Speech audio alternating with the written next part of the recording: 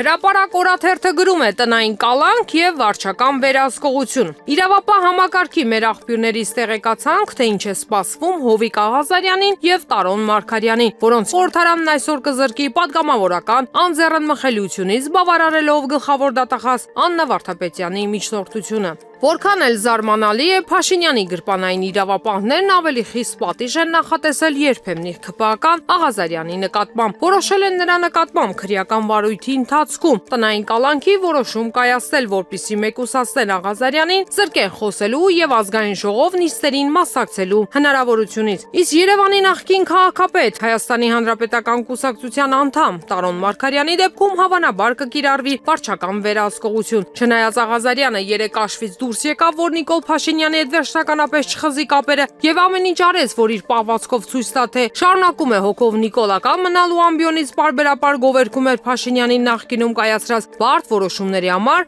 սակայն դա էլ նրան չի փրկի։ Փաստորաթերթը գրում է. առաջարկվում է Եվրաքվեի հարցով դիմել սահմանադրական դատարան։ Երեք Հայաստանի ազգային ժողովը իսկ ավելի ստույգ ՔՊ-ն երկրորդ ընթերցմամբ ու ամբողջությամբ ընդունեց Եվրոպական միությանը Հայաստանի Հանրապետության անդամակցելու գործընթացի մեկնարկի մասին օրենքի նախագիծը։ Կողմ քվեարկեցին ՔՊԱ-ականները 64 կողմ, պատիվ ունեմ խմբակցությունը դեմ քվեարկեց, իսկ Հայաստան խմբակցությունը չմասնակցեց քվեարկությանը։ Վերջինիս ներկայացուցիչներն այս նախաձեռնությունը գնահատեցին որպես արկածախնդրություն եւ բաժակաճառ։ Մինչ քվեարկությունը հայտարարությամբ էր հանդես եկել, Հայաքվե ազգային քաղաքացիական միավորման խորհուրդը մասնավորապես հորդորելով ազգային ժողովի բոլոր խմբակցություններին եւ անհատ պատգամավորներին ձեռնպահ մնալ այս անհեթեթ օրենքի նախագծի օգտին քվեարկելուց։ Իսկ եթե այնուամենայնիվ գործող վարչախումբը պարտադրանքի միջոցով ընդունել տա այն դիմել սահմանադրական դատարան քննելու նրա համապատասխանությունը Հայաստանի Հանրապետության սահմանադրությանը։ Փաստը դիմեց Հայաքվե նախաձեռնության համակարգող Ավետիք Չալաբյանին, խնդրելով մեկնաբանել, թե ինչու է անհրաժեշտ դիմել սահմանադրական դատարան եւ ինչ կարծիք ունի այս գործընթացի հետ կապված։ Նրա խոսքերով Եվրաքվեն ազգային ժողով բերելն ու առավել եւս ՔՊԱ-ականներով ընդունելը պետական մակարդակով խաբեություն է եւ ծաղր ժողովրդավարական արժեքներ դավանող հայ ժողովրդի հանդեպ։ Պարոն Չալաբյանը հիշեցնում է, որ Հայաստանի Հանրապետությունն ինտեգրացիոն մեկ այլ կառույցի Եվրասիական տնտեսական միության ԵԱՏՄ անդամ է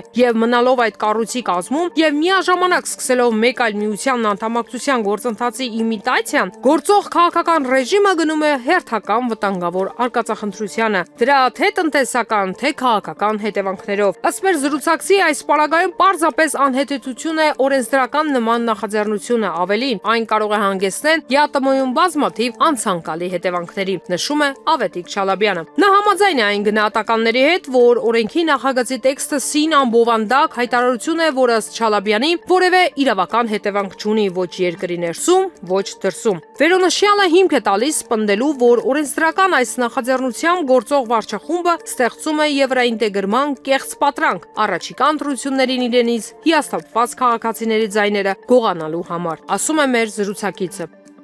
Ինչ է սպասվում Անդրանիկ Քոչարյանին։ Հրապարակ օրաթերթը գրում է. երեք ազգային ժողովում լրագրողները նամակ փոխանցեցին Նիկոլ Փաշինյանին, պահանջելով վերաբերմունք հայտնել օրերս ազգային ժողովի պաշտպանության եւ անվտանգության հարցերի մշտական հանձնաժողովի նախագահ Անդրանիկ Քոչարյանի եւ Tribune.am-ի կայքի ղեկավար Ռիփսիմե Ջեբեջյանի միջև տեղի ունեցած միջադեպի դիմումի տակ 161 լրագրողի ստորագրություն կար, որոնք պահանջում են պատգամավորական էթիկայի հանձնաժողով ձևավորել եւ անհրաժեշտ օրենսդրական փոփոխություններ անել։ Իսկ ազգային ժողովի կառավարություն հարց ու պատասխանը սկսելուն պես լրագրողներն իրենց օթյակում ապակիներին սեղմած պահեցին պաստառներ Անդրանիկ Քոչարյան շուրթերդ մաքրիր գրությամբ։ ՊՊՑ աշխատակիցները քաշքշելով դուրս բերեցին լրագրողներին օթյակից եւ չնայած ՔՊԱ-ական որոշ պատգամավորներ հրապարակային քննադատել են Քոչարյանի պահվածքը, սակայն մենք տեղեկացանք, որ խմբակցությունում հարցը չի քննարկվել։ Հավանաբար սպասում են Փաշինյանի որոշմանը, որ հասկանան էթիկայի հանձնաժողով ստեղծում են, թե ոչ։